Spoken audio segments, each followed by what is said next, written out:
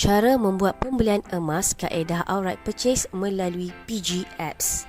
Pertama, klik ikon PG Apps. Seterusnya, anda akan berada di homepage PG Apps. Klik kotak yang tertera perkataan physical outright purchase. Kini anda berada di page purchase order. Terdapat 3 kategori item untuk anda pilih: gold, silver atau accessories. Untuk membeli emas, anda perlu klik button gold. Pelbagai jenis item dan berat emas yang boleh anda pilih.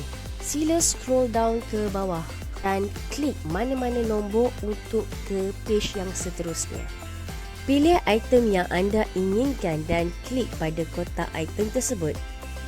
Akan terpapar detail item yang anda pilih. Jika anda inginkan item yang sama lebih daripada satu, anda boleh klik button tambah. Kemudian, klik kotak Add to Cart. Klik OK pada kotak yang tertera perkataan sukses. Kemudian, klik ikon troli yang berada di bahagian atas belah kanan anda. Anda akan dibawa ke page Purchase Order Card.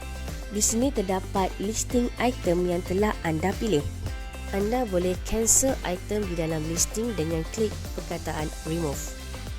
Anda juga boleh buat penambahan item dengan klik ikon tambah. Jika bersetuju dengan total amount yang tertera di bahagian bawah, anda boleh klik kotak Checkout.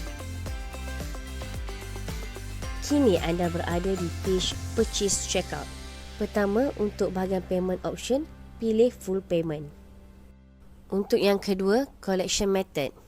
Jika berat emas yang anda beli lebih daripada 21.25 gram, anda perlu pilih Pick Up at Branch. Manakala jika berat emas yang anda beli kurang daripada 21.25 gram, anda perlu pilih GIT, iaitu penghantaran terus ke rumah. Shipping address adalah alamat yang telah anda settingkan di dalam apps. Pilih Purchase Order for myself ataupun others. Jika ada voucher code, sila masukkan di bahagian e-voucher. Sila masukkan remark jika ada dan semak shipping address details. Seterusnya, semak purchase order summary. Jika anda bersetuju dengan amount yang tertera, anda boleh tik pada kotak I agree. Kemudian, klik kotak yang tertera perkataan send tag number.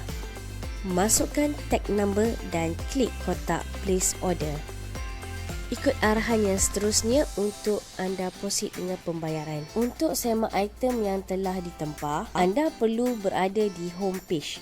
Akan tertera 4 ikon yang berada di home page bahagian bawah. Klik pada ikon yang tertera perkataan Me. Klik pada perkataan My Shipment. Di sini akan tertera senarai order yang terdahulu dan semasa.